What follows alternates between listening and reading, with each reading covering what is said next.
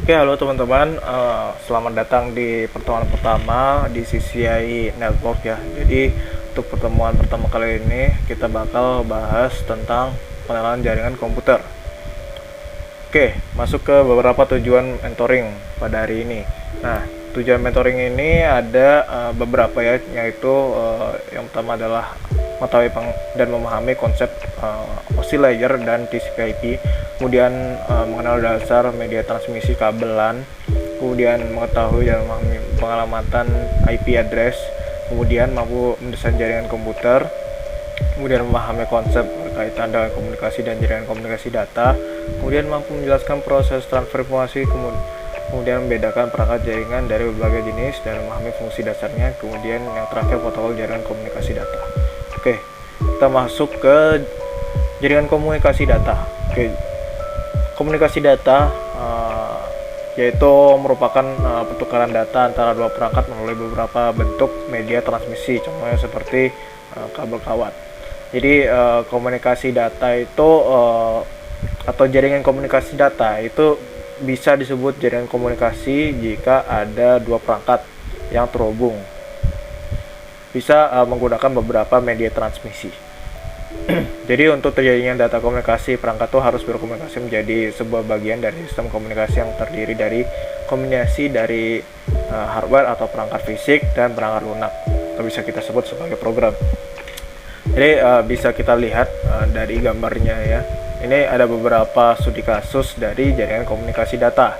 Nah, yang pertama itu yang sudah aku jelasin ya sebelumnya. Jadi ada dua perangkat yang sedang terhubung melalui media transmisi berupa kabel. Kemudian yang B itu hampir sama seperti A, namun dia itu melalui router. Jadi router ini biasanya fungsinya digunakan untuk menentukan jalur atau yang mengatur alur dari atau pengiriman data antar perangkatnya, router itu. Kemudian yang C ini dia itu bisa kita sebut sebagai internet. Nah, dari perangkat ini dia bisa terhubung melalui server menggunakan internet. Nah, internet itu apa? Bedanya internet dengan jaringan komunikasi. Nah, internet itu merupakan sebuah sistem jaringan yang dirancang dengan tujuan menghubungkan semua perangkat di seluruh dunia dan memungkinkan terjadinya proses komunikasi antar perangkat di seluruh dunia, supaya seperti kita saling bertukar pesan email, atau bisa juga melalui WhatsApp yang sering kita lakukan. Kemudian kita melakukan search engine di Google, menonton YouTube, dan masih banyak lagi. Jadi jaringan komputer seperti yang udah aku jelasin sebelumnya, jaringan komputer itu sekumpulan komputer yang terhubung satu dengan yang lain melalui media perantara. Komunikasi antar komputer dari vendor yang berbeda akan dapat terjalin jika menggunakan protokol yang sama. Oke, kurang lebih seperti itu ya. Jadi kalau yang penasaran tentang protokol itu sendiri merupakan sekumpulan aturan yang mengenai pertukaran atau bahasa untuk mempermudah pengertian, penggunaan, desain, dan adanya keseragaman di antara pembuat perangkat jaringan gitu. Jadi standar itu sendiri pada konsep jaringan. Jadi dia itu merupakan aturan yang telah disepakati untuk diaplikasikan. Oke, selanjutnya kita akan membahas tentang model OSI atau bisa kita sebut OSI layer. Jadi sesuai dengan pengertian yang ada di depan ini ya, OSI layer itu merupakan sebuah model arsitektur jaringan yang merupakan standar dalam komunikasi data agar antar sistem yang berbeda pengembangan vendor dapat saling berkomunikasi. Jadi intinya itu OSI atau atau kepanjangan dari Open System Interconnection itu sebelumnya aku bakal jelasin ya sejarah dari OSI itu sendiri. Jadi OSI itu sendiri diperkenalkan oleh suatu organisasi atau bernama ISO ya. Jadi ISO ini atau bisa kita sebut International Standardization Organization pada tahun 1980. Nah, jadi OSI itu bisa kita sebut sebagai suatu model referensi yang menggambarkan bagaimana komputer itu berkomunikasi dalam suatu jaringan. Jadi OSI itu terdiri dari 7 macam layer ya. Jadi kalau kita lihat dari urutannya, kita melihat urutannya itu dari bawah ya.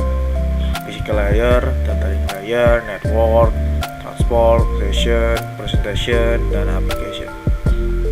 Oke, jadi tiap layernya itu memiliki peran dan tugasnya masing-masing. Jadi kali ini aku bakal jelasin secara singkat aja ya. Jadi untuk layer pertama yaitu physical, dia itu menghubungkan langsung media fisik seperti kabel, sinyal listrik, atau gelombang radio. Jadi untuk penjelasannya ini physical layer nanti itu dia data-datanya itu akan berubah jadi bentuk bits yang nantinya akan dikirimkan dan datanya ditransmisikan menuju ke penerima. Jadi kurang lebih seperti itu. Jadi untuk penerapan contohnya itu ada berbagai macam ya. Contohnya ada Ethernet, USB, DSL, dan RJ45 yang udah aku jelasin yang sebelumnya. Kemudian ada data link. Nah di sini data link itu bertugas mengirimkan data dalam bentuk frame. Nah frame itu apa? Nah frame itu bisa kita sebut frame itu pengalamatan fisik gitu. Jadi nanti itu di data link kita ada suatu header atau informasi tambahan lah untuk suatu alamat fisik si penerima dan pengirim. Kemudian untuk network sendiri, dia itu mengirim data melalui jaringan yang bertanggung jawab untuk routing. Jadi seperti yang aku jelasin ya. Jadi routing itu sebenarnya dia itu yang bagian otak dari yang mengatur jalur dari koneksi jaringan. Jadi routing ini yang dapat menentukan kemana jalur dari suatu perangkat tersebut. Jadi semisal perangkat A mau terhubung ke perangkat B. Nah di situ ada routing. Nah di routing itu dia ada banyak media transmisi yang ada pada routing tersebut. Nah router itu dia yang mengatur lalu lintas atau traffic dari suatu alur jaringan dari si koneksi jaringan, koneksi data tersebut. Jadi pada proses pengiriman data tersebut, jadi network ini memiliki peran yang sangat penting untuk lalu lintas alur dari pengiriman datanya. Jadi di sini ada beberapa ada beberapa tools-toolsnya. Jadi ada beberapa contohnya, yaitu IP versi 4 dan IP versi 6. Ini akan aku jelasin nanti. Oke, di sini network itu sendiri datanya itu dirubah menjadi bentuk paket ya. Jadi paket-paket itu biasanya itu dia biasanya berupa header. Nanti datanya itu akan ditambahkan suatu header yang namanya itu header paket. Nah header paket itu isinya apa? Nah, isinya itu IP address penerima dan IP address pengirim. Nah di transport ini dia itu yang menyediakan layanan end-to-end yang andal dan aman dan untuk pengiriman data. Nah pada saat masuk di transport layer ini, dia itu yang bagian mengatur alur koneksi gitu. Jadi alur koneksi itu ada dua macam ya. Jadi di sini ada TCP dan UDP gitu. Jadi untuk membedakan antara TCP dan UDP, TCP itu dia memiliki konsep three-way handshaking. Jadi tujuannya itu jelas gitu. Jadi contohnya dari misal kita mau mengirimkan data ke perangkat B gitu. Jadi udah memiliki tujuan lah gitu. Sedangkan UDP ini dia itu konsepnya seperti streaming. Jadi siapapun yang memiliki UDP ini akan istilahnya seperti melakukan siaran radio lah gitu kepada semua kliennya. Jadi dia itu nggak memiliki tujuan. Jadi Jadi gitu. Jadi kelebihan dari TCP dan UDP itu sendiri, TCP itu pastinya datanya itu pasti baik ya. Jadi pasti pada saat proses pengiriman, jadi antara pengirim dan penerima itu datanya itu biasanya akan terjamin gitu, akan lebih terjamin daripada UDP. Nah UDP itu kan dia tuh ya cuman mengirim data melalui siaran gitu, istilahnya siaran gitu. Jadi datanya itu bisa semisal di streaming YouTube. Nah streaming YouTube kan kita mendapatkan kualitasnya itu kan berbeda-beda. Nah itu UDP gitu, istilahnya seperti itu lebih gampangnya. Oke, kemudian di bagian session layer, jadi lapisan ini itu mengatur memulai dan mengakhiri sesi komunikasi antara dua perangkat. Jadi ada berbagai macam ya untuk contoh-contohnya, yaitu NetBIOS, ada NetBIOS dan PPTP, lebih seperti itu. Kemudian ada presentation layer. Nah presentation layer itu yang bagian menangani format data yang dapat dipahami oleh berbagai macam media. Jadi dia itu tugasnya mengenkripsi data dan kompresi data agar data itu lebih efisien gitu. Jadi tujuannya untuk keamanan. Jadi di sini untuk contoh-contohnya, sebenarnya untuk contoh di sini JPG, PNG dan GIF dia itu berupa contoh dari format-format data. Semisal datanya itu berupa PNG, nah nanti data PNG-nya itu nanti akan dikompresi atau dienkripsi data agar keamanannya itu lebih terjamin gitu. Namun teks itu bisa jika protokolnya itu merupakan SMTP yang melakukan pengiriman email, yaitu akan berupa teks gitu. Nanti aku akan jelasin tentang proses encapsulation dan decapsulation.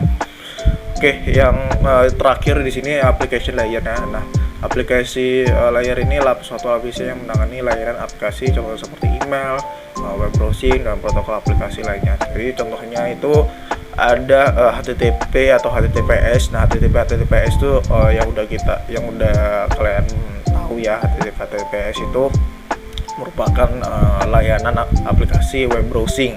Nah, bedanya HTTP sama HTTPS. Nah, bedanya itu HTTPS itu lebih secure daripada HTTP. Kemudian ada FTP. Nah, di sini ada FTP, ada File Transfer Protocol, ada SMTP, ada Telnet. Nah, SMTP ini untuk pengiriman email. Oke. Nah, dari application presentation dia tuh bentuknya masih data, jadi masih belum ada penambahan header. Nah, penambahan header itu ada pada dari layer transport ke sampai data link gitu. Nanti di physical datanya akan dirubah menjadi suatu bentuk bit yang nantinya akan ditransmisikan melalui media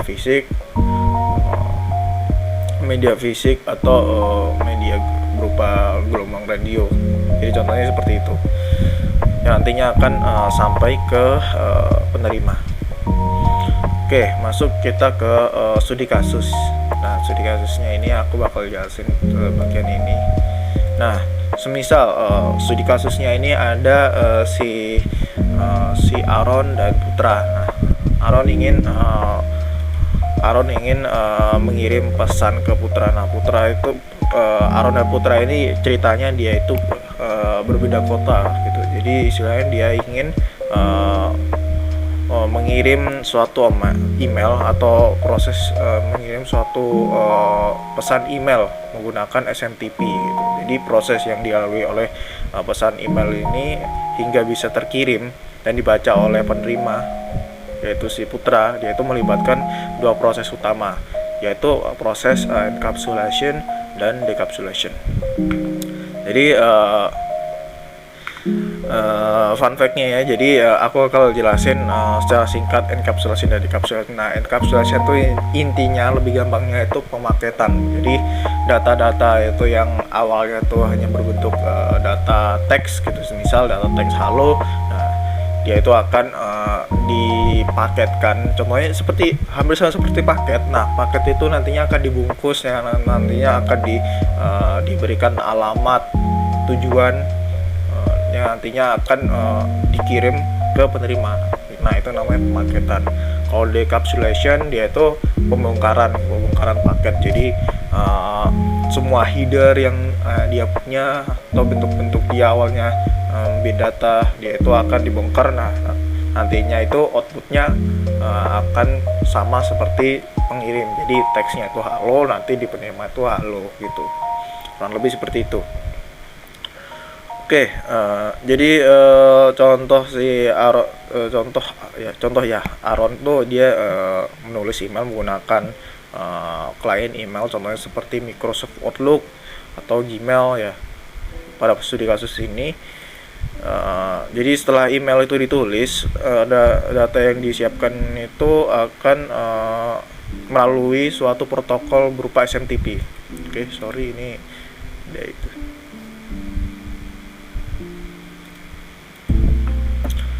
Oke, SMTP itu atau bisa kita sebut Simple Mail Transfer Protocol. Jadi yang fungsinya itu sebagai mekanisme pengiriman pesan email dari klien pengirim ke server email penerima.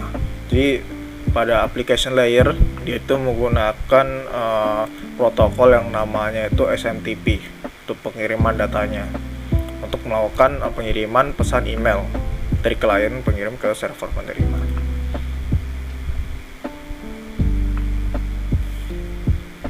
Oke, kita bakal masuk di presentation layer ya. Jadi data kemudian tuh masuk ke presentation layer, di mana data itu akan dienkripsi untuk meningkatkan keamanan selama pengiriman menggunakan protokol contohnya seperti SSL, TLS.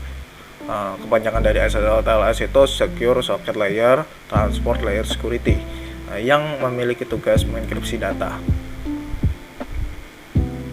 Oke, kemudian habis dari presentation layer, kita bakal datanya itu akan masuk ke session layer. Nah, session layer, session layer di sini dia memiliki peranan untuk mengelola pembuatan, pengendalian, dan penutupan sesi komunikasi antara perangkat pengirim dan server email penerima. Nah, yang sesuai yang aku jelaskan sebelumnya ya. Oke. Setelah itu habis ke sesi layer, data itu akan masuk ke transport layer. Data email itu akan diubah menjadi segmen dan dipecah menjadi beberapa bagian dengan menambahkan informasi header, contohnya seperti nomor port, nomor port sumber, tujuan, serta nomor urut. Nah, jadi seperti ini. Dia juga memiliki nomor urut atau sequence number. Sequence number ini contohnya biar lebih efisien untuk pengiriman, jadi dipecah menjadi beberapa segmen gini ya. Jadi protokol yang digunakan di sini itu bisa kita sebut sebagai protokol TCP atau TCP atau Transmission Control Protocol. Oke, ini aku akan jelasin secara singkat aja ya. Oke, di sini enkapsulasi. Nah, buat gambar enkapsulasi sama dekapsulasi kurang lebih seperti ini ya, buat urutannya. Nah, yang pastinya itu enkapsulasi itu dari application layer dari atas ke bawah. Nah, proses yang nantinya datanya itu akan dikirim menuju server penerima. Kemudian untuk proses decapsulation, datanya itu akan diubah dari datanya itu dari bawah ke atas gitu. Oke.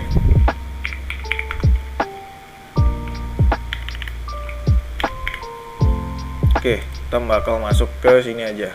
Daripada ke video, mending kita masuk ke sini aja. Nah, oke, TCP ya.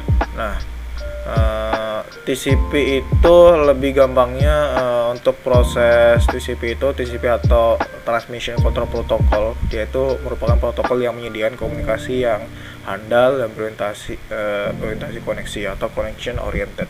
Jadi protokol ini itu dia itu menggunakan konsep three-way handshaking untuk membentuk koneksi antara dua perangkat sebelum mereka mulai pertukaran data. Jadi buat langkah-langkah dari three-way handshaking ini yang pertama itu klien akan mengirim pesan khusus yang disebut SYN atau synchronization ke server. ke server. Kemudian pesan ini itu mengindikasikan bahwa klien ingin membuka koneksi dengan server. Jadi contohnya seperti itu. Kemudian server ini dia itu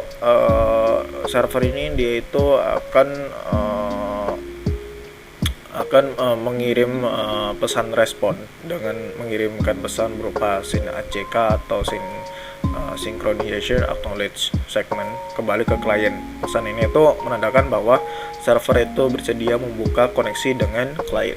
Nah, kemudian untuk proses akhirnya klien itu akan mengirimkan respon balik dengan mengirimkan SYN ACK. Setelah dia itu menerima pesan SYN ACK dari server, dia itu bakal mengirim kembali pesan atau respon balik dengan mengirimkan pesan ACK atau acknowledge ke server. Jadi pesan ini itu mengindikasikan bahwa klien itu telah menerima respon dari server. Jadi itu seperti itu. Nah, setelah ketiga langkah ini selesai, koneksi TCP antar klien dan server itu telah berhasil dibuat ya. Jadi keduanya itu dapat saling bertukar data melalui koneksi yang sudah terjalin. Jadi TCP ini sebelum melakukan pengiriman data, dia itu akan melakukan proses three-way handshaking yang nantinya itu fungsinya akan menjalin koneksi yang lebih baik gitu. Jadi memastikan klien dan server itu terhubung dengan baik gitu. Oke. Di sini aku bakal lanjut ya, habis TCP/IP. Di TCP/IP habis data setelah ada pada layer transmission layer, dia yang dia itu datanya diubah menjadi segmen. Nah, kemudian data akan masuk ke network layer. Oke, aku skip ya. Nah, data akan masuk ke network layer. Jadi segmen yang telah dipecah tadi akan diubah menjadi paket ya. Jadi paket-paket tersebut akan diberikan penambahan header berupa alamat IP, pengirim, dan tujuan. Jadi contohnya seperti berikut. Network layer ini akan menjadi rute terbaik untuk pengiriman paket menggunakan internet protokol atau IP ya. Jadi di network layer ini dia tugasnya sebagai lalu lintas atau mencari rute terbaik lah untuk pengiriman paket yang menggunakan protokol-protokol yang udah aku sebutin sebelumnya, menggunakan protokol internet protokol atau IP.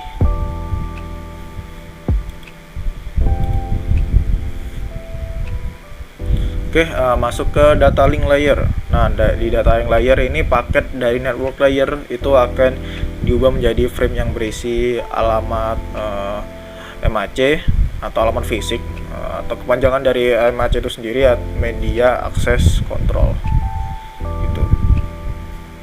Jadi MAC atau media access control ini dia itu akan menambahkan header berupa MAC address pengirim dan penerima, jadi alamat phishing dari penerima.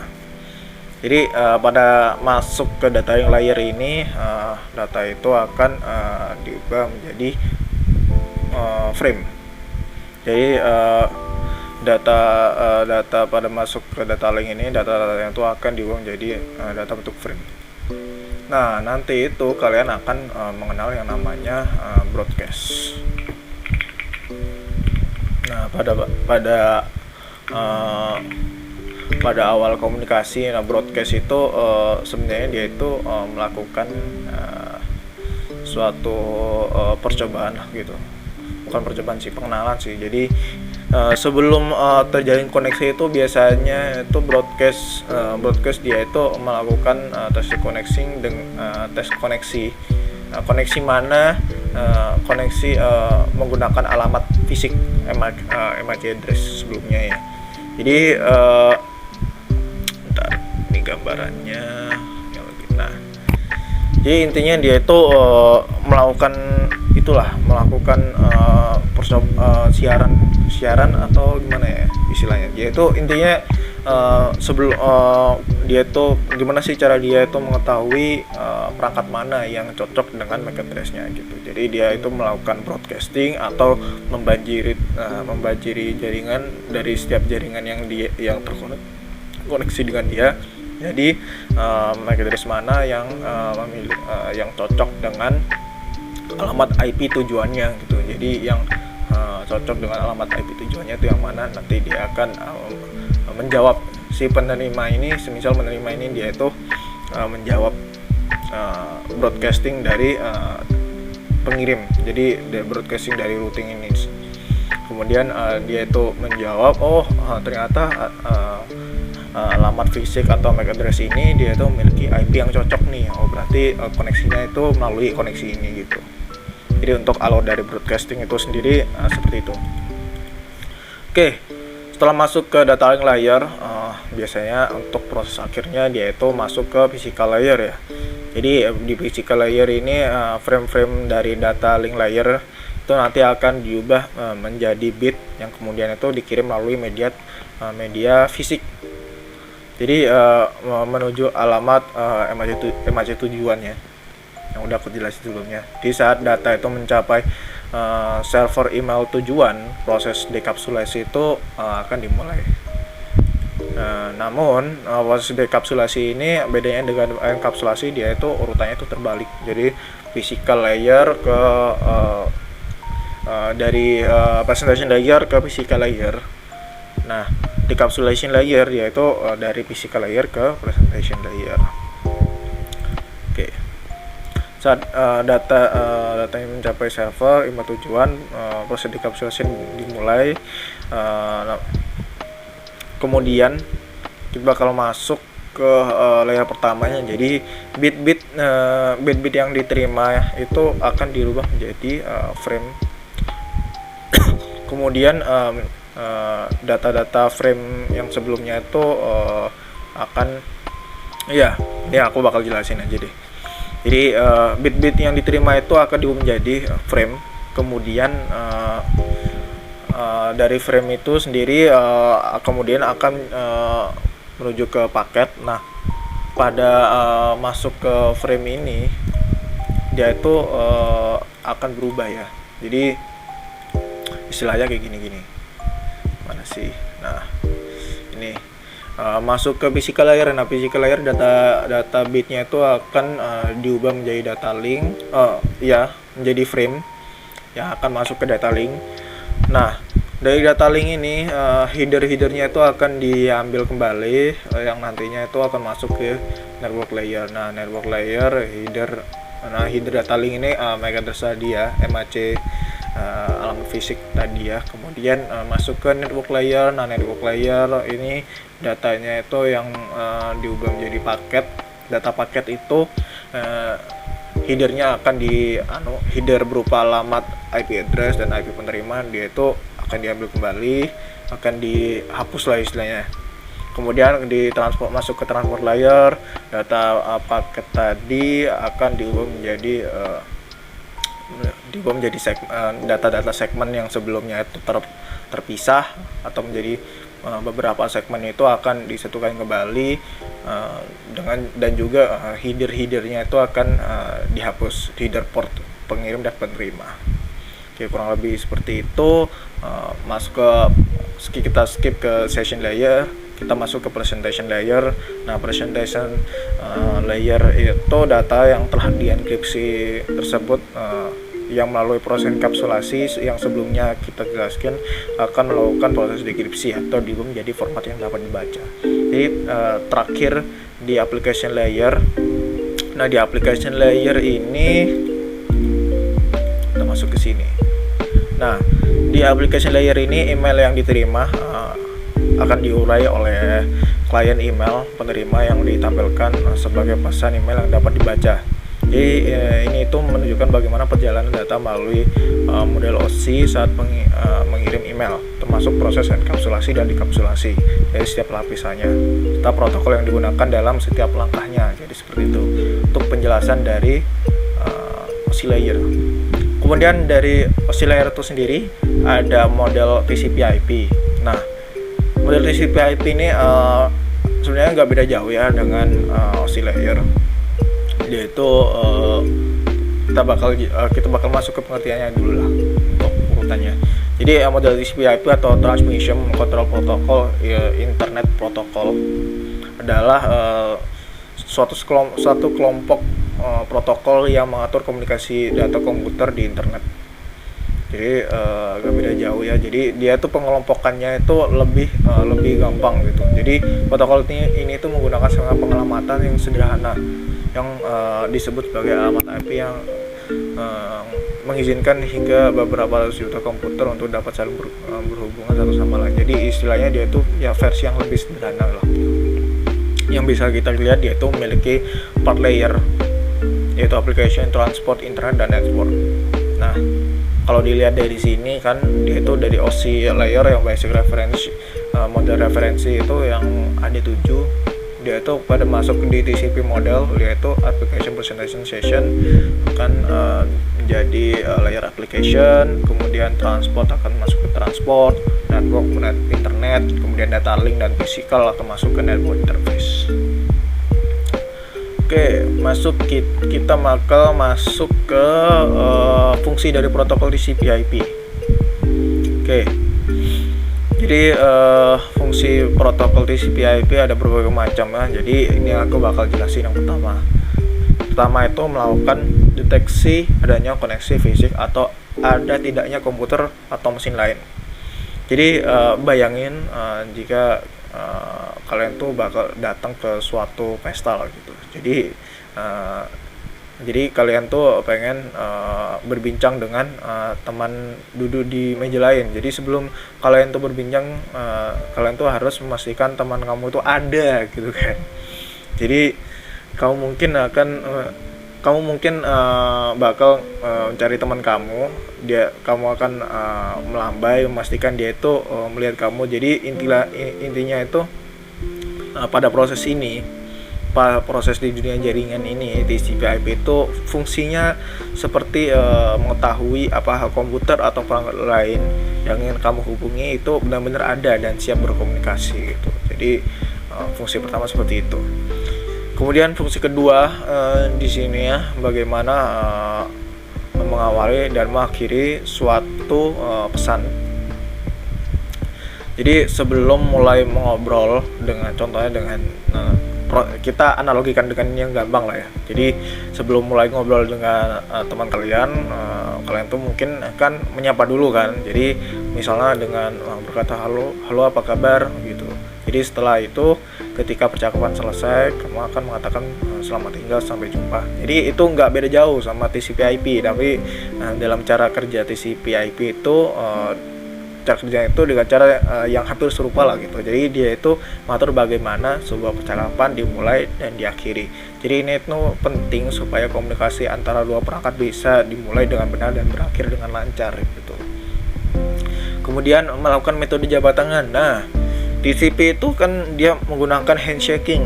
Jadi istilahnya kita analogikan ke studi kasus yang sebelumnya ya. Jadi di suatu pesta ketika kita itu pertama kali bertemu seseorang, biasanya kan kita tuh berjabat tangan. Itu menunjukkan bahwa kalian berdua dengan teman berjabat tangan kalian itu siap berbicara kan itu. Jadi dalam dunia jaringan tuh jabat tangan atau handshaking itu merupakan proses awal yang memastikan kedua perangkat sudah siap dan bisa berkomunikasi. Jadi sebagai contohnya itu dua perangkat akan berjabat tangan awal-awal ya dengan cara saling mengirim sinyal untuk memastikan keduanya itu siap untuk berkomunikasi. Seperti itu. Kemudian ada negosiasi berbagai macam karakteristik hubungan. Jadi kalian tuh mungkin tidak langsung berbicara dengan orang yang sama persis seperti kalian itu. Mungkin mereka itu ingin berbicara dengan cara yang lebih santai, atau kalian tuh lebih suka percakapan lebih formal. Jadi sebelum berbicara kalian tuh sepakat tentang bagaimana cara berbicara yang nyaman bagi keduanya gitu kan pastinya. Jadi hal ini itu bisa kita sebut sebagai negosiasi hubungan. Contohnya seperti ketika dua perangkat setuju tentang bagaimana cara mereka akan bertukar data, termasuk kecepatan transfer, format data, atau cara-cara lainnya. Jadi seperti itu tujuan dari TCP ya, IP. Kemudian ada bagaimana format pesan yang digunakan. Nah, jadi misal kalian ingin mengirim surat ke teman kalian. Nah, kalian tuh akan menulis surat itu dengan format yang benar kan, agar teman kalian tuh bisa membacanya. Jadi kalian tuh mungkin akan menggunakan kalimat yang jelas dengan tanda baca yang tepat gitu kan. Jadi sama halnya dengan dunia jaringan. Di dunia jaringan tuh format pesan yang merupakan cara bagaimana data dikemas dan disusun supaya perangkat penerima bisa membacanya dengan benar. Jadi protokol TCP/IP ini mengatur format pesan ini agar informasi dapat ditransfer tanpa adanya kesalahan. Jadi kemudian fungsi yang berikutnya adalah yang harus dilakukan saat terjadi kerusakan pesan atau pesan hacking. Jadi semisal kita bayangin saat kalian tuh berbicara dengan seorang ya, jadi tiba-tiba percakapannya itu terhenti atau pesan yang kamu kirim tuh tidak sampai. Jadi apa yang bakal kita lakuin? Nah, mungkin kalian tuh bakal mencoba untuk mengulanginya atau memastikan ada sesuatu yang salah. Dalam jaringan itu sendiri dia tuh hampir sama. Jadi jika ada kerusakan atau kesalahan dalam pesan, contohnya ada data yang hilang atau rusak gitu kan. Jadi TCP/IP ini memiliki mekanisme untuk mendeteksi dan memperbaiki. Contohnya dengan meminta pengiriman ulang data yang hilang atau rusak gitu. Contohnya seperti itu. Kemudian ada mendeteksi rugi pada hubungan jaringan dan langkah-langkah yang dilakukan selanjutnya. Oke, jadi pernah nggak sih kalian tuh berada di sebuah percakapan yang terganggu karena sinyal yang buruk gitu kan. Jadi misalnya suaranya itu putus-putus atau delay gitu. Jadi ketika ini terjadi, kalian tuh bakal mencoba cara untuk memperbaikinya. Contohnya mendekatkan ke telepon atau memeriksa koneksi internet. Jadi contohnya seperti itu. Dalam jaringan itu sendiri, TCP/IP untuk bertanggung jawab untuk mendeteksi jika ada masalah seperti itu dan mencari solusi seperti mencoba jalur komunikasi yang berbeda atau mengirim ulang data yang hilang. Jadi contohnya seperti itu. Nah, untuk fungsi yang berikutnya ini negosiasi berbagai macam karakteristik hubungan. Jadi kurang lebih sama seperti ini ya. Sama. Kemudian kita masuk ke IP address. Nah, IP address atau bisa kita sebut Internet Protocol Address. Nah, atau bisa kita sebut alamat IP. Nah, alamat IP ini merupakan deretan angka biner antara 32 bit sampai 128 bit yang dipakai sebagai alamat identifikasi untuk tiap komputer host dalam jaringan internet. Nah, sistem pengalamatan IP ini terbagi menjadi dua ya. Jadi yang pertama itu IP versi 4 dan IP versi 6. Nah, bedanya itu apa? Bedanya itu dari pengalamatannya yang lebih banyak dari IP versi 6 daripada IP versi 4. Bisa kita lihat ya. IP versi 4 itu dia itu memiliki pengalamatan jumlah bitnya itu ada 32 bit. Nah, 32 bit ini intinya itu dia memiliki 4 oktet. Nah, 4 oktet itu ada 8 bit. Nah, bisa kita lihat contoh seperti IP address. Nah, IP address. Nah, di sini kan gini deh. Nah, ini ada 4 oktet kan? Ada 4 oktet. Nah, tiap oktetnya itu ada 8 bit gitu. Nah, lebih seperti itu. Ini yang aku maksud. Nah, beda halnya dengan IP versi 6. Nah, IP versi 6 ini dia bukan menggunakan biner lagi kan, dia itu menggunakan biner desimal kan untuk pengalamatannya gitu. Ini masih mudah. Beda halnya dengan IP versi 6. Nah, IP versi 6 ini dia menggunakan hexadesimal gitu. Makanya pengalamatannya itu lebih besar daripada IP versi 4, yaitu 128 bit gitu. Selanjutnya kita akan membahas tentang media transmisi. Jadi media transmisi itu ada beberapa jenis ya. Jadi yang aku jelasin ini ada dua jenis media transmisi. Yang pertama itu Auxiliary Transmission Media atau bisa disebut media transmisi terpadu. Jadi dia itu merupakan jaringan yang menggunakan sistem kabel. Jadi intinya dia itu Auxiliary Transmission ini sistem transmisinya itu menggunakan wired lah gitu. Jadi beda halnya dengan Unguided Transmission Media. Nah, dia itu media transmisi tidak terpandu. Jadi jaringan yang digunakan itu menggunakan sistem gelombang, jadi wireless. Kurang lebih seperti itu. Nah, di sini ada beberapa kabel yang banyak dipakai lah untuk media transmisi. Jadi ada 3 kabel. Yang pertama tuh twisted pair. Ya, ini biasanya digunakan untuk konfigurasi jaringan kecil ya umum juga digunakan ya, contohnya seperti pada konfigurasi jaringan LAN gitu. Jadi umumnya dia itu digunakan untuk topologi jaringan-jaringan yang masih dihitungannya itu cakupannya itu tidak terlalu luas gitu.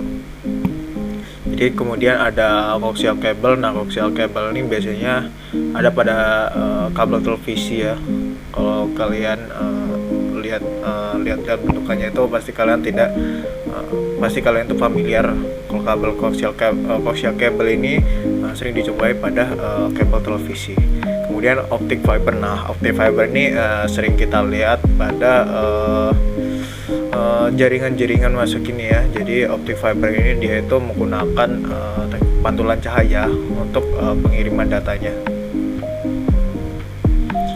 Oke, untuk media transmisi twist pair ini atau yang bisa kita lihat pada gambar ini, jadi dia itu ada 2 pengelompokan. Jadi yang pertama itu unsealed twist pair atau UTP, kemudian sealed twist pair. Jadi yang pertama itu unsealed twist pair ini dia itu sebuah jenis kabel jaringan yang menggunakan bahan dasar tembaga yang tidak dilengkapi dengan shield internal. Jadi bisa kita lihat pada gambarnya, jadi dia itu seperti kabel UTP biasa ya, yang sering kita jumpai. Biasanya kita menghubungkan koneksi internet dari router ke laptop kita atau komputer kita agar lebih cepat menggunakan UTP ini. Kemudian UTP ini juga biasanya juga ada pada konfigurasi jaringan seperti jaringan komputer ke router ataupun switch gitu. Nah, di sini ada STP atau kabel sealed twist pair. Nah, dia itu sebenarnya hampir sama dengan UTP. Dia itu terbuat dari tembaga. Bedanya itu dia memiliki suatu pembungkus di masing-masing pasangan kabelnya. Kayak gitu. Nah, jumlah warna dari kabel UTP atau STP ini mirip ya. Bisa kita lihat di sini dia memiliki 4 pasang ya.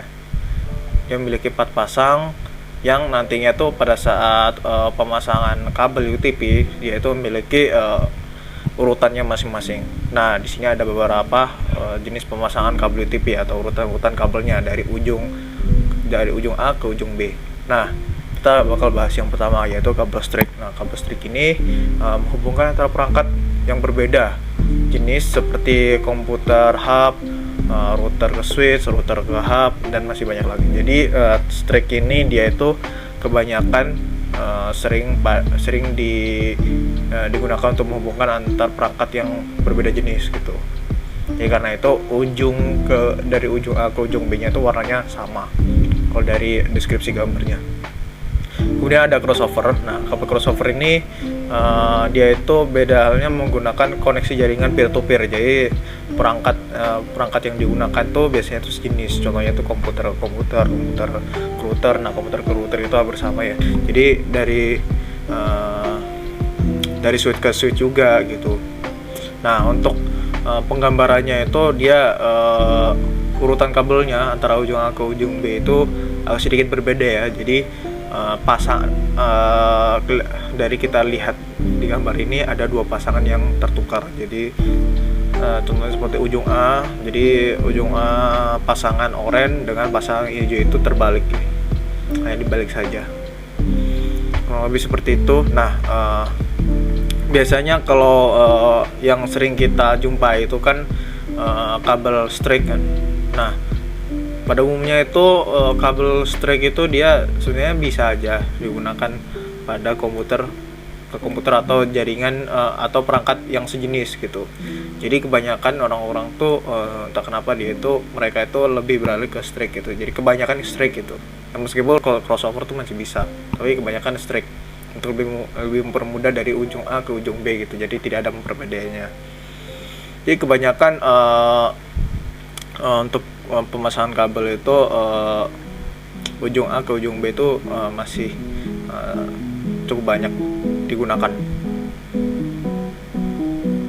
Nah, kemudian ada konektor. Nah, di sini setelah kita mengetahui jenis pemasangan kabel untuk urutan kabelnya di sini ya, kita akan membahas tentang konektor register. Jadi konektor register tuh yang bagian konektornya ya, konektor dari kabel UTP itu sendiri.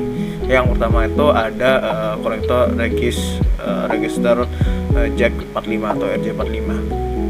Nah, di sini RJ45 itu konektor yang sering digunakan dalam jaringan, contohnya seperti Ethernet. Jadi konektor RJ45 ini biasanya digunakan pada topologi jaringan komputer LAN. Nah, yang udah aku jelaskan sebelumnya. Nah, bentuknya itu seperti ini ya. Nanti untuk pemasangan UTP-nya itu kurang lebih sama seperti ini, sesuai dengan gambarnya. Kemudian ada konektor register jack 11, jadi RJ11. Nah, RJ11 ini dia tuh menggunakan kabel yang sama. Bedanya itu konektor yang paling dominan digunakan ya sebagai saluran telepon. Jadi yang sebelumnya itu menggunakan jaringan internet, ini yang RJ11 ini kebanyakan digunakan pada saluran telepon. Jadi bedanya itu konektor yang digunakan tuh hanya 4 pin saja dari 6 terminal yang ada. Jadi kan ini ada 6 terminal yang ada. Jadi ada 6 terminal kan nanti di sini. Tapi yang digunakan tuh hanya 4 pin di tengah yang biasanya digunakan. Jadi biasanya itu ada 4 pin yang biasanya digunakan. Tapi untuk prakteknya nanti kita akan mempelajari tentang RJ45 saja. Oke, di sini ada router. Nah, router itu udah aku jelasin ya sebelumnya. Router itu perangkat jaringan yang tugasnya itu ada pada layer network. Dia itu biasanya digunakan untuk menentukan rute dari transmisi jaringan itu sendiri, yang biasanya itu menghubungkan beberapa jaringan jadi baik jaringan yang sama maupun jaringan yang berbeda. Jadi router ini memiliki fungsi untuk mengatur traffic atau jalur lalu lintas dari komunikasi data. Itulah fungsinya router. Jadi router itu sangat penting ya. Oke, di sini ada beberapa jenis router. Jadi ada 2 jenis router ya. Yang pertama itu dedicated router. Jadi dedicated router ini perangkat yang fungsinya itu sama seperti routing. Ya, pada umumnya dia bisa melakukan routing. Kemudian untuk gambarnya itu seperti ini. Jadi ada beberapa versi router.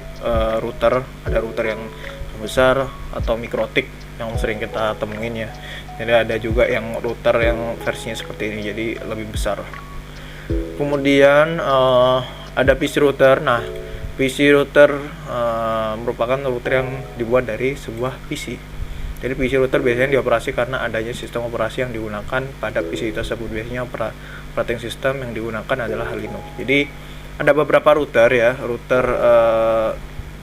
yang dioperasikan ada sistem operasi di dalam routernya. Jadi bisa kita lihat pada gambarnya ya. Jadi si router itu sendiri dia memiliki sistem operasinya masing-masing. Jadi PC router ini bisa juga suatu virtual machine ya, yang nantinya kita akan praktekkan. Jadi salah satu ada router mikrotik, ada PC router. Nanti kita coba untuk praktekin PC routernya. Nanti kita melakukan konfigurasi jaringan tapi tanpa ada perangkatnya. Nah, nanti menggunakan virtual machine. Itu topologi jaringannya nanti kurang lebih seperti ini. Yang bedanya tidak perlu router lagi gitu, tapi yang ada di gambar ini masih perlu router. Nah, tapi routernya itu memiliki sistem operasi. Nah, di sini ada switch perangkat jaringan yang dia itu kerjanya ada pada layer data link. Nah, Itu fungsinya menerima pesan dari perangkat yang terhubung dengannya dan kemudian mengirimkan pesan hanya ke perangkat tujuan dan sebagai konsentrator pada sebuah jaringan. Jadi switch ini juga memiliki beberapa fungsi atau fitur-fiturnya masing-masing ya. Contoh salah satunya itu adalah VLAN. Nah, VLAN tuh biasanya dia digunakan tuh ini ya, pengiriman pesan hanya kepada perangkat tujuan sebagai konsentrator pada sebuah jaringan. Jadi contoh ada perangkat A menuju ke perangkat B. Nah, perangkat A itu menggunakan VLAN 10. Nah, perangkat B menggunakan VLAN 10. Nah, dia itu mereka A ke B itu bisa saling terhubung. Namun gimana kalau ada perangkat A-nya itu VLAN 10, perangkat B-nya itu VLAN 20. Nah, itu berbeda kan. Jadi antara A dan B itu tidak bisa berkomunikasi. Jadi itulah salah satu fungsi dari VLAN pada switch itu sendiri. Nah, di sini ada Internet Protocol versi 4. Jadi IP versi 4 ya. Jadi dia itu sebuah jenis pengalamatan jaringan yang digunakan dalam protokol jaringan seperti TCP/IP dengan protokol IP versi 4. Jadi dia itu ciri-cirinya dia itu memiliki 4 oktet. Setiap oktetnya itu adalah 8 bit. Kalau kita jumlahkan semuanya itu berarti 32 bit atau 4 bytes. Nah, di sini ada beberapa kelas full. IP versi 4 kelas fullnya itu sudah terbagi menjadi beberapa kelas dengan masing-masing subnet mask. Nah, nanti untuk subnet masknya itu sendiri bakal aku jelasin di slide berikutnya. Jadi tiap kelasnya ini dia memiliki oktetnya beroktet dan subnet masknya yang berbeda-beda. Oke, di sini ada kelas A. Kelas pertama tuh A, dia itu memiliki oktet seperti berikut. Oktet pertama, jadi 0 sampai 126 biasanya oktet pertama yang digunakan.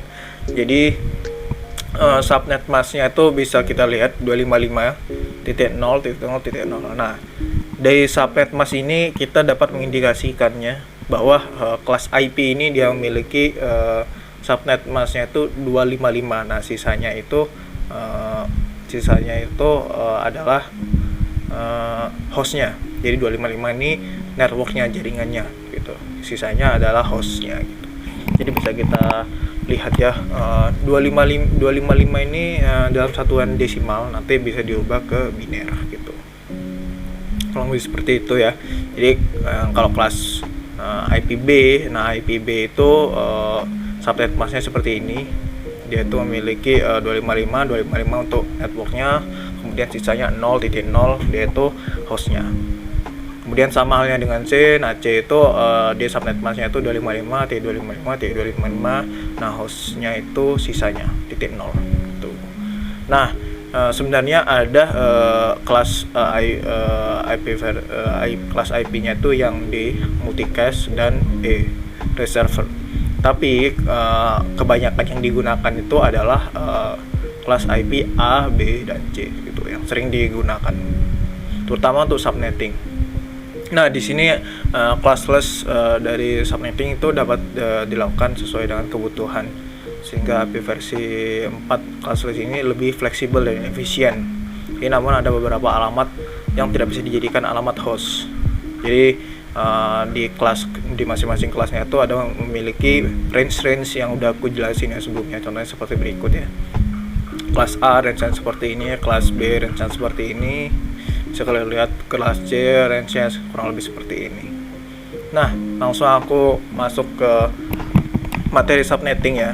Di subnetting itu merupakan proses pemecahan sebuah jaringan besar menjadi sebuah jaringan yang lebih kecil. Teknik subnetting itu membuat skala jaringan itu menjadi lebih luas dan tidak dibatas oleh kelas-kelas IP seperti IP classless. Jadi A, B, C itu sudah diatur dalam subnetting. Oke, keuntungan melakukan subnetting. Jadi ada beberapa keuntungan, contohnya berkurangnya lalu lintas jaringan, optimasi kerja jaringan, manajemen jaringan lebih mudah, dan mengatasi keterbatasan jumlah host dalam IP versi 4. Nah, bisa kita lihat ya, IP versi 4 tuh semakin lama itu semakin terbatas. Jadi kebanyakan tuh ya beralih ke IP versi 6, tapi fungsi dari subnetting ini dia mengatur untuk manajemen dari jaringan itu sendiri. Kemudian istilah-istilah dalam subnetting. Nah, yang pertama itu subnet mask ya. Nah, ini subnet mask bakal aku jelasin. Jadi subnet mask itu bagian IP address yang dapat menggambarkan jumlah host dari sebuah jaringan yang digunakan untuk menentukan banyaknya jaringan yang dapat dicakup. Nah, contohnya seperti ini ya, subnet mask atau jumlah hostnya aja. Jadi kurang lebih seperti ini ya, buat tabelannya. Buat subnet masknya itu 255, 255, 255.0 atau notasi /24. Nah, jumlah hostnya itu seperti ini, 256. Nah, kalian cara dapatnya itu dari mana? Nah, nanti bakal aku jelasin. Oke, kemudian ada network address. Network address merupakan sebuah alamat IP yang dipakai untuk mewakili dari sekumpulan host yang tergabung dalam sebuah jaringan.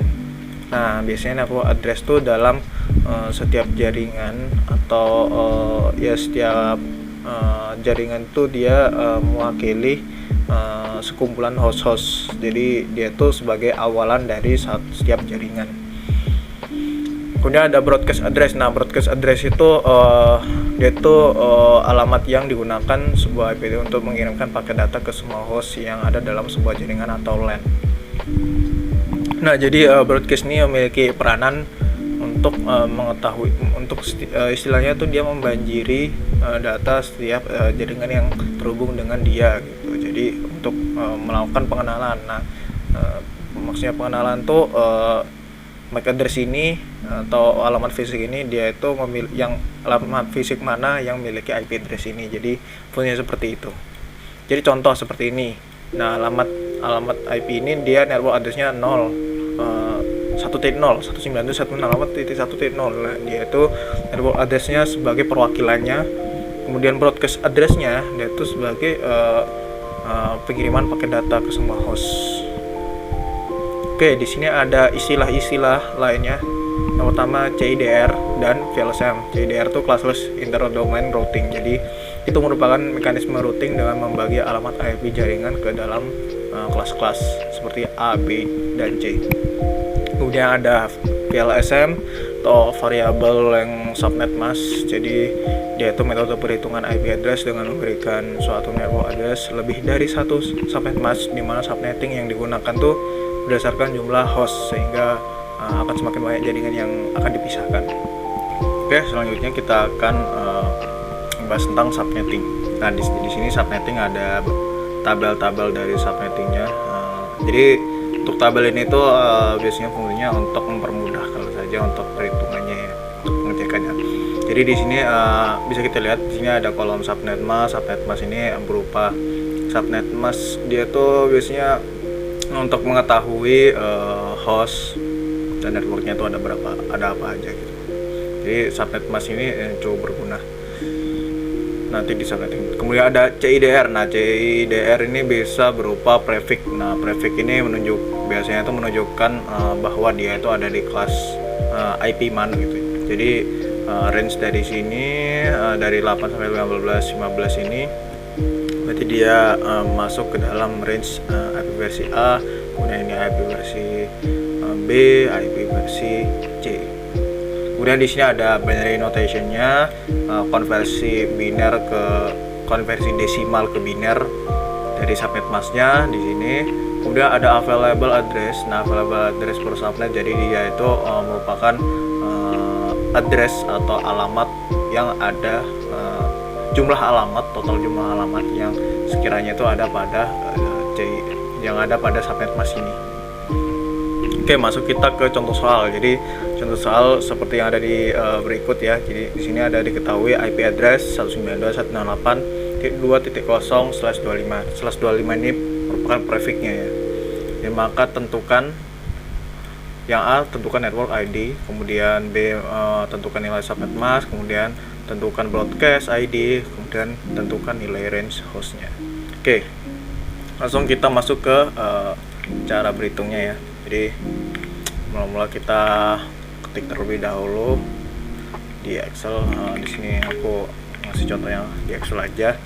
Kemudian di sini, di sini menghasilkan subnet mask. Nah, subnet masknya gimana sih cara nentuin subnet masknya? Subnet masknya itu gampang aja, kalian tinggal lihat grafiknya aja. Kalian kan Di situ kan di IP versi 4 ini kan ada 32 bit. Nah, 32 bit berarti kalian hitung aja. Jadi 25 ini hitung aja, berarti 25 itu 1. Dalam prefixing 1, 2, 3, 4, 5, 6, 7, 8. Nah, kemudian titik atau spasi gitu. Satu lagi habis 8, 9, 10, 11, 12, 13, 14, 15, 16.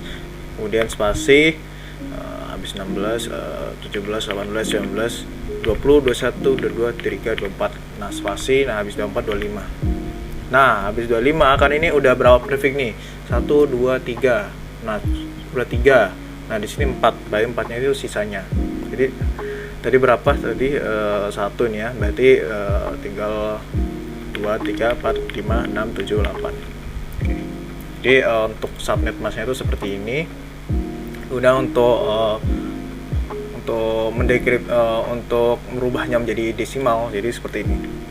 255 titik 255 titik 255 titik. Nah, kan kalau satu-satu ini kita itu hitung 255 ini dari mana sih? 255 ini untuk konversi dari binary ke desimal. Nah, biasanya kan kalian kan kalau semisal 1 1 1 1 1 1 ini 1 2 3 4 5 6 7 8. Nah, biasanya kan kalian menggunakan dua pangkat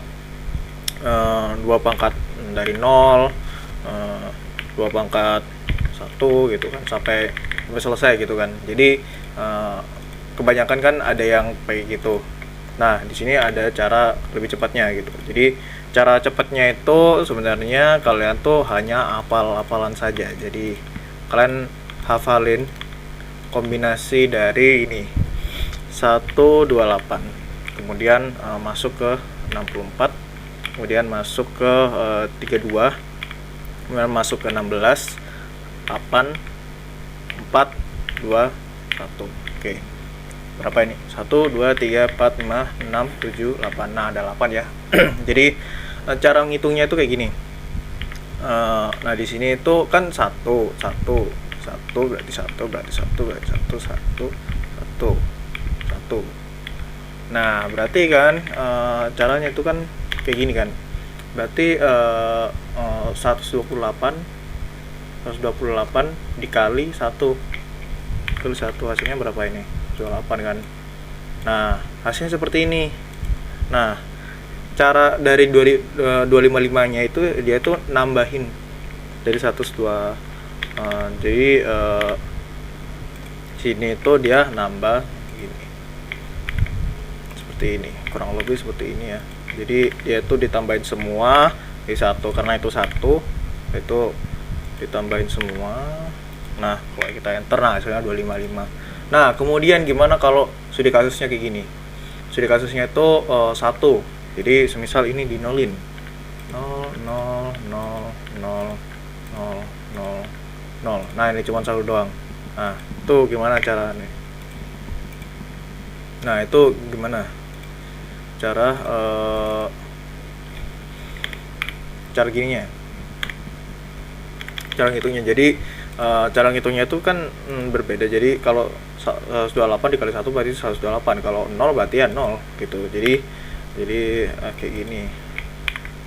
Nah gitu, kurang lebih seperti itu. Nah, kalau seperti ini kan biar gampang aja lah, kita bikin konversinya aja. Nah, gitu. Nah, berarti kurang lebih dia itu 128. Berarti prefix di sini itu subnet match 100. Oh, sorry. 255 255.255.128 gitu. Jadi subnet masknya itu seperti ini ya. Kemudian kita akan cari jumlah subnet. Nah, jumlah subnet itu kayak gini. Caranya itu 2 pangkat X. Nah, 2 pangkat X itu dari mana sih? X-nya itu dari mana sih? X-nya itu adalah jumlah dari 1. Nah, ini perlu aku jelasin lagi. Nah, karena kita lihat dari tabel ya sebelumnya ya, berarti 125 ini merupakan IP tipe C. Nah, jadi IP tipe C itu mereka itu hitungnya dari sini. Nah, dari sini kan, karena ini hostnya. Nah, ini jaringannya, networknya. Ini network, ini hostnya. Oke, sini kita bakal ngitung ya. Jadi 1 x-nya itu 1 ya. 1 berarti 2 pangkat 1 berapa?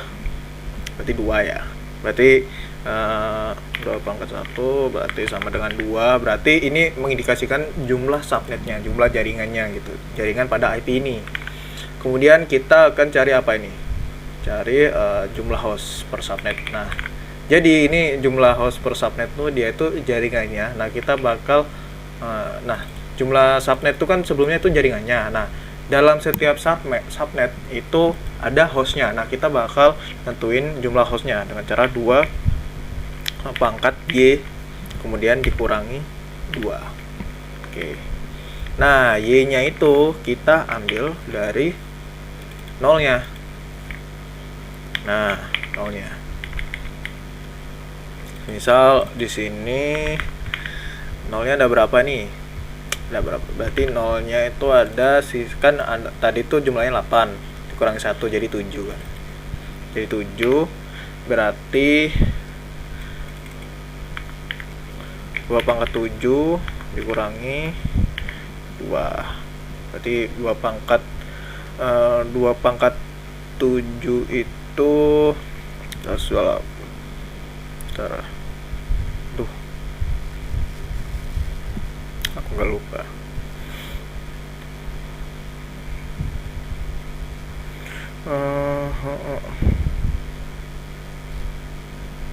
Nah, 128 ya.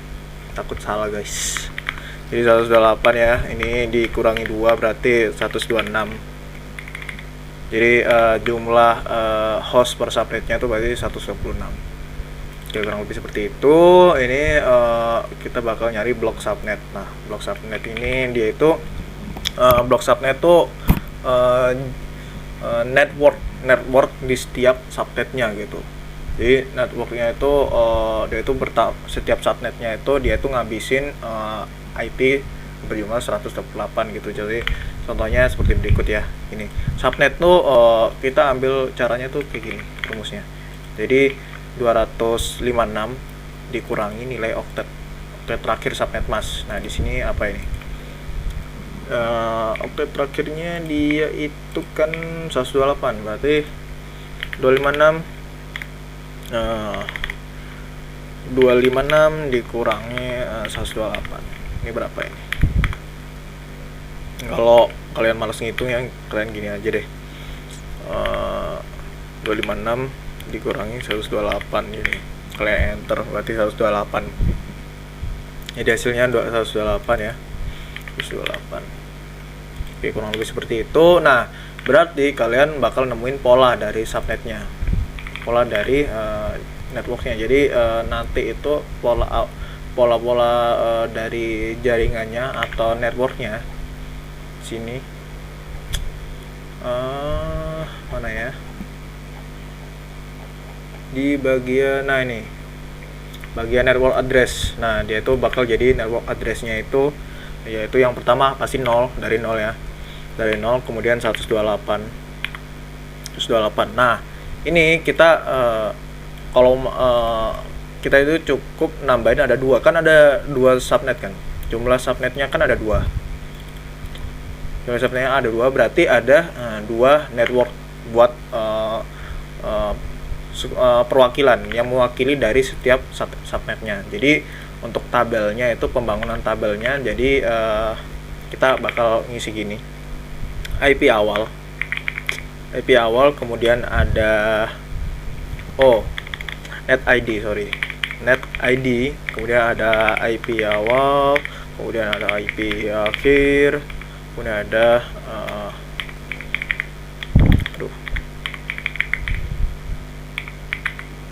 broadcast ID. Nah, sini buat net ID-nya itu cara gampangnya berarti kayak gini ya. Berarti karena dia itu IP versi C, berarti kayak gini ya. Berarti awal mula 192.168.2.0 berarti. Nah, kita awal-awal kan dia itu kan ada 2 subnet. Nah, berarti ada kayak ginian. Nah, cara lebih gampangnya kita itu menentukan dulu dari sini yang udah kita tentuin range-nya gitu. Kemudian ini habis ini kita tentuin buat net ID yang subnet kedua sebagai 128 ya. Jadi untuk menentuin broadcast ID-nya itu gampang. Tinggal kalian kopas aja di sini, kurangin 7 itu saja. Nah, di sini dia itu dia itu berarti IP awalnya ya tambahin 1 dari 0 ini, kemudian dari IP akhir dari subnet ini berarti dia adalah 126 tuh. Jadi kurang lebih seperti itu ya. Jadi kalau di sini berarti kan dia subnetnya ada 2, berarti ya otomatis di sini buat akhirnya 255 karena maksimumnya kan perhitungannya kan dari 0 ke 255, berarti jumlahnya 256. Oke, di sini kita langsung maju 129, kemudian di sini oke 254. Oke, berarti untuk net ID dari IP ini itu berarti seperti ini, IP awalnya seperti ini, IP akhirnya seperti ini, kemudian broadcast ID seperti ini. Jadi untuk tabelnya itu kurang lebih seperti ini bentukannya ya. Oke, kita langsung kita koreksi di sini ya. Koreksi net ID-nya betul di sini 126 127. Oke. Kemudian di sini oke, udah betul ya. Nah, udah betul. Nah, kita masuk ke contoh kedua. Jadi contoh kedua ini Pak Ali Akbar akan membangun sebuah jaringan internet dalam sebuah perusahaan besar. Diketahui network ID-nya itu 192.168.0/26. Nah, maka tentukan nilai subnet mask, broadcast ID, walkout, konten, nilai range host IP-nya. Nah, ini hampir sama kayak yang sebelumnya. Jadi kita ini aja lah ya. Kita pakai cara baru, berarti IP-nya itu seperti ini ya. Lebih IP-nya seperti ini, kita mau ganti aja ini. Berarti ini kan 25, berarti 26 di sini tambahin 1. Kemudian ini berapa? Kita ini jadiin 1. Kita enter. Nah, berarti 192. 192. Nah, seperti itu. Sini 192 ya buat oktet terakhirnya. Jadi di sini kita tambahin 2. Berarti ini berapa ini? X-nya itu kita biar gampang ya, X sama dengan 1. Habis itu di sini Y sama dengan 1 biar gampang aja gitu. Nah, ini di sini untuk perhitungannya, kalau di sini itu untuk hasilnya. Berarti 2 pangkat coba di sini ya. 2 pangkat 2 berarti hasilnya 4. Oke, di sini hasilnya 4, berarti kemudian di sini ini berarti berapa ini? Y-nya berapa ini berarti? 1 2 3 4 5 6. 6 berarti ada 6. Oke. Nah, ini kita pakai ini aja. Oke, berarti 2 pangkat berapa ini? Pangkatnya 6 kan ya? Pangkat 6. Nanti dia bakal dikurangi 2. Oke, berarti 62. Berarti hostnya itu ada 62 dan jumlah subnetnya itu ada 4. Berarti ada tabelnya itu ada 4 nanti. Kemudian blok subnet. Nah, blok subnet ini kita masuk aja ya. Ini kita 256 dikurangi sama jumlah oktet yang terakhir yaitu 192. Nah, nanti kita ini aja, kita berarti 256 dikurangi 192. Oh sorry, 192 berarti 64 ya. Berarti perpindahannya itu kayak gini, berarti 0 64 ditambah 64 ditambah 64 berarti 128. Aduh sorry, 0 64 128 kok gini ya, 0 64 128. Kemudian habis ini tambah 128 ditambah 64 berarti 92. 192. Aduh.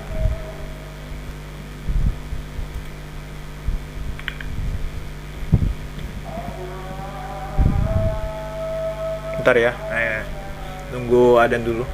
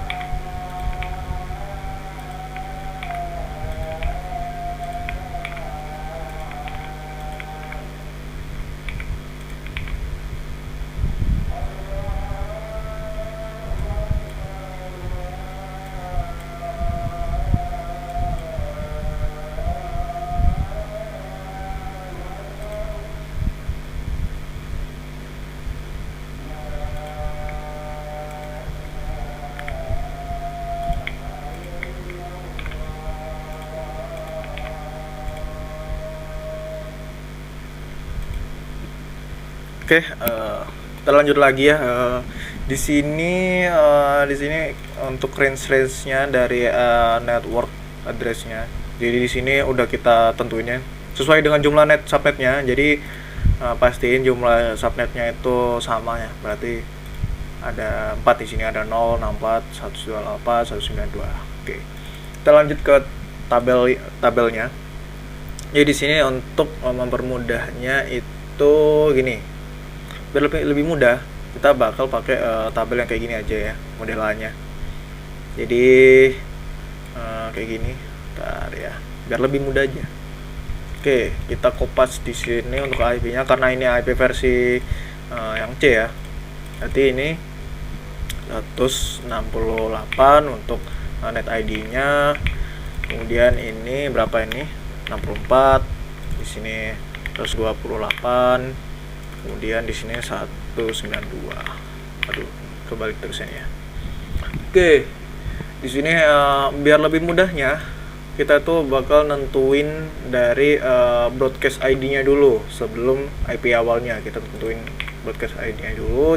Berarti di sini dari 192 ke 64 berarti 192 64 IP ya. Jadi bisa dihitung dari net ID ke broadcast berarti dia itu 255 buat akhirannya ya. Jadi untuk broadcast ID dari net ID titik 128 ini berarti pengurangan dari 192. Nah, di sini. Oke, di sini kalau dari sini berarti berapa ini? 127. Kalau di sini yang 0 berarti berapa? Berarti 163. Oke. Sini tinggal kita masukin aja gini. Yang ini tambah, yang ini tambah 1. Kalau yang ini berarti dia itu dikurangin 1. Oke.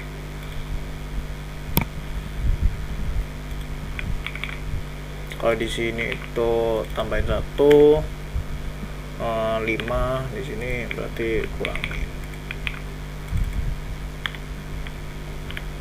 Nah, gitu. Kalau ini ditambah berarti 9, berarti di sini itu kurangin 0. Kalau di sini ditambah 1, kalau di sini dikurang berarti 54. Oke, jadi kurang lebih seperti itu ya. Jadi subnetnya itu ada 4 ini, berarti ini untuk IP awalnya di subnet, di setiap subnet, ini IP akhir di setiap subnet, kemudian broadcast ID-nya. Kurang lebih seperti itu ya untuk pengerjaannya. Ini juga kalau kalian malas ngitung juga kalian bisa melihat dari tabel ini, tabel address ini untuk menentuin jumlah hostnya. Oke, jadi kurang lebih seperti itu ya. Oke, iya. Ini kurang lebih seperti itu. Jadi ini udah selesai ya buat materi kali ini. Nah, nanti aku bakal ngasih tugas. Nah, tugasnya nanti kalian bakal aku kasih source code atau program Python yang aku kasih di kolom deskripsi. Nanti kalian kopas aja, kalian cari Python online. Nah, kalian cari Python online, terserah mau Python apa aja. Ini kalian kopas. Nah, nanti kalian kalian running. Nanti kalian bakal ngisi NIM kalian masing-masing. Misal NIMku 13.22.04. Oke, kalian kemudian enter. Nah, ini ada tiap soalnya. Tiap soal ada pasti berbeda-beda. Tiap NIM itu pasti berbeda-beda. Contohnya seperti ini.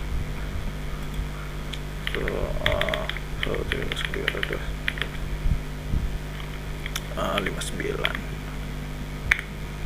Nah, tiap orang itu, tiap NIM mahasiswa itu pasti berbeda-beda.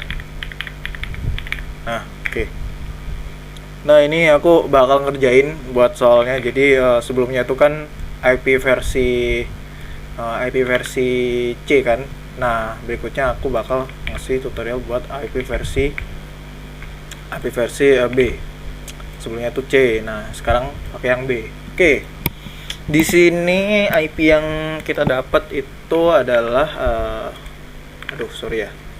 Jadi satu berapa ini kita kopas aja lah ya. Tuh harus oke. Buat Python online-nya tuh kalian bebas ya, entah itu kalian mau pakai Python online atau kalian mau pakai Python yang udah ada di perangkat kalian bisa aja ya. Kalian bikin file Python, kalau ada di komputer kalian bikin file Python, nanti kalian running program ini. Kemudian di sini ini IP-nya ya. Jadi /16 berarti ini pastinya 0 semua ya. 0,878. Nah, di sini pasti juga 0. Nah, di sini berarti berapa ini? Karena 16 berarti titik 0 berarti ya.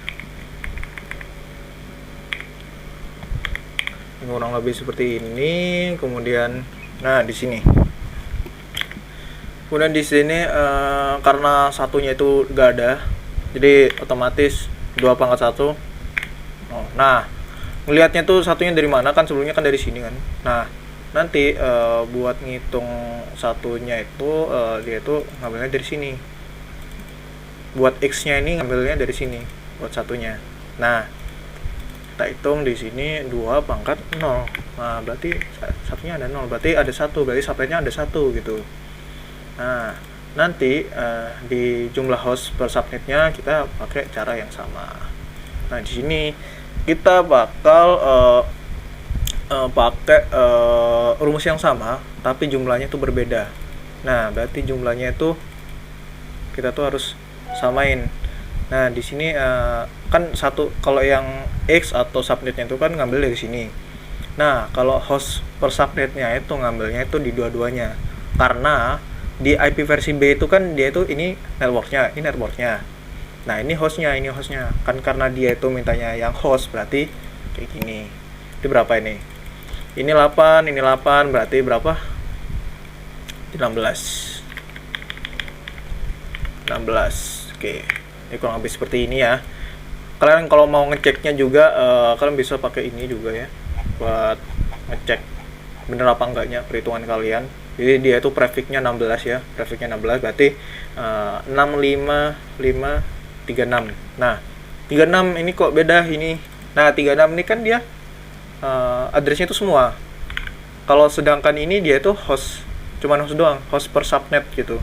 Karena itu dikurangi 2 per subnet itu berarti yang dikurangi 2-nya ini, dia itu 2-nya itu ngambil dari net ID sama broadcast ID. Jadi dia itu ngitungnya hanya hostnya saja gitu. Nah, kalau ini kan semuanya gitu kan. Jadi kurang lebih seperti itu. Kemudian habis kita nentuin host per subnetnya apa, kemudian kita blok subnet, kita ke blok subnetnya. Nah, di sini kita masuk di sini. Jadi nilai oktet terakhir berarti 0 ya, berarti tetap 256, berarti oktet terakhirnya berarti ya kalau 256 ya berarti ya cuma 0 doang gitu. Karena biner, karena subnetnya itu cuma 1, berarti ya range-nya cuma 1. Berarti nanti otomatis tabelnya itu seperti ini. Tabelnya itu seperti ini. Oke. Nanti itu berarti tabelnya titik 0. Nah, karena 0.0 karena dia itu IP versi B. Nanti itu buat broadcastnya dia itu seperti ini. Aduh, sorry ya. Nah, 255.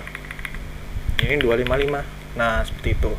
Nah, kemudian kalau di sini ini itu bakal berubah jadi ininya saja 1. Nah, gitu. Tambahan 1. Atau enggak gini 0 1.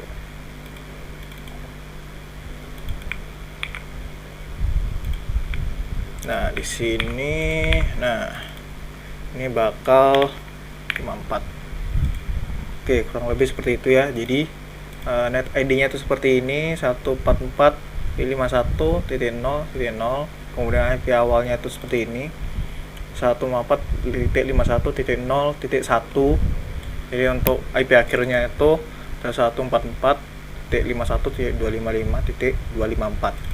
Nah, broadcastnya itu 1.44.151.255.255. Ya, jadi seperti itu.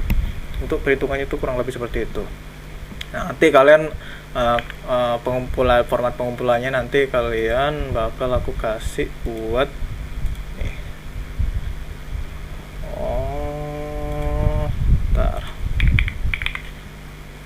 Sorry, ke close soalnya. Oh, ini nih. Nah, ini nanti aku bagiin di kolom komentar, di kolom deskripsi ya.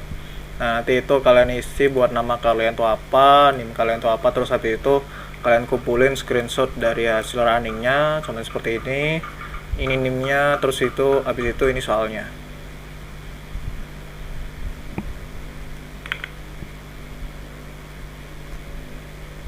Oke, kurang lebih seperti itu ya.